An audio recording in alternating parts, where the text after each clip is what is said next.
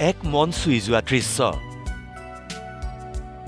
কোলাত কেঁচুৱালৈ বিদ্যালয়ত শিক্ষাৰ্থীক পাঠদান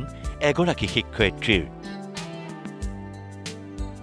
হাতত চকমাতি লৈ ব্লেকবোৰ্ডত লিখি ইংৰাজী পঢ়ুৱাইছে কণ কণ শিক্ষাৰ্থীক দেখুৱাইছে কৰ্ম সংস্কৃতিৰ অনন্য নিদৰ্শন নুমলীগড়ৰ দৈগ্ৰুঙৰ ঢলাগুৰি মধ্য ইংৰাজী বিদ্যালয়ত কৰ্মৰত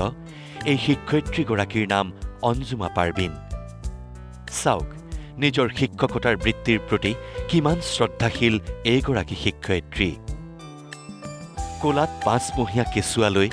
কণ কণ শিক্ষাৰ্থীক পাঠদান কৰিছে অঞ্জুমা পাৰবিনে প্ৰকৃত দায়বদ্ধতাৰে নিজৰ বৃত্তিটোৰ দায়িত্ব পালন কৰিছে শিক্ষয়িত্ৰীগৰাকীয়ে ছাত্ৰ-ছাত্ৰীক ইংৰাজী আৰু হিন্দী বিষয় পঢ়ুৱাই শিক্ষয়িত্ৰী অঞ্জুমা পাৰবিনে নাহৰণিৰ ঘৰৰ পৰা প্ৰায় 70 কিলোমিটাৰ বাট অহা যোৱা কৰি নিজৰ কৰ্তব্য সুচাৰুৰূপে পালন কৰিছে এইগৰাকী শিক্ষয়িত্ৰীয়ে কণমানিটিও যেন অভ্যস্ত হৈ পৰিছে মাতৃৰ কোলাত কোনো আমনি নকৰাকৈ দিনটো পাৰ কৰে এইখন চৰকাৰী বিদ্যালয়তে মাইনাৰৰ 5.5 মাহ হওঁতে মই স্কুল জইন কৰিব লগা হ'ল 6 মাহৰ মেটাৰনিটি লিভ লৈছিলো আগষ্ট মাহৰ পৰা আৰু অসুবিধা হয় মাজে মাজে অসুবিধা অলপ হয় এতিয়া মাইনাৰ গাটো ভাল নহয় কালি ছুটি লৈছিলো তাৰপা এতিয়া উপায়টো নাই নিজৰ ডিউটি যেতিয়া ডিউটিটো কৰিবই লাগিব তেনেকৈ আহিছো আৰু নাহৰণিৰ আপুনি ইয়ালে কিমান দূৰ হয় আপোনাৰ ঘৰৰ পৰা কোন জেগা মোৰ ঘৰ নাহৰণিত আৰু মোৰ প্ৰায় 34 কিলোমিটাৰ হয় 34 কিলোমিটাৰ দূৰ আপুনি ইংৰাজী পঢ়ুৱাই মই ইংৰাজী আৰু হিন্দী পঢ়াওঁ বিদ্যালয়খনৰ প্ৰধান শিক্ষকো অঞ্জুমা পাৰবিনৰ প্ৰশংসাত পঞ্চমুখ শিক্ষয়িত্ৰীগৰাকীৰ দায়িত্বৰ প্ৰতি থকা দায়বদ্ধতা আৰু সততাত অভিভূত সকলো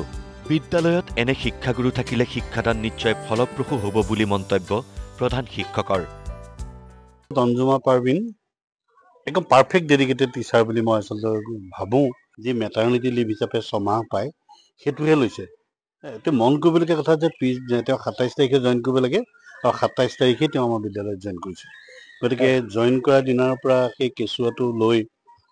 তেওঁ পাঠদান কৰিছে আমাৰ অকণমান বেয়াও লাগে তথাপিও তেওঁ যিটো দায়বদ্ধতা এই বৃত্তিটোৰ প্ৰতি তেওঁ যিটো দায়বদ্ধতা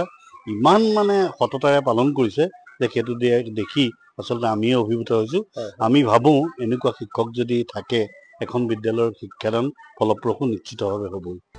সঁচাকৈয়ে এনে দৃশ্যই মন চুই যায় কেমেৰা পাৰ্চন প্ৰবীণৰ সৈতে নুমলীগড়ৰ পৰা বিনন ফুকন নিউজ লাইভ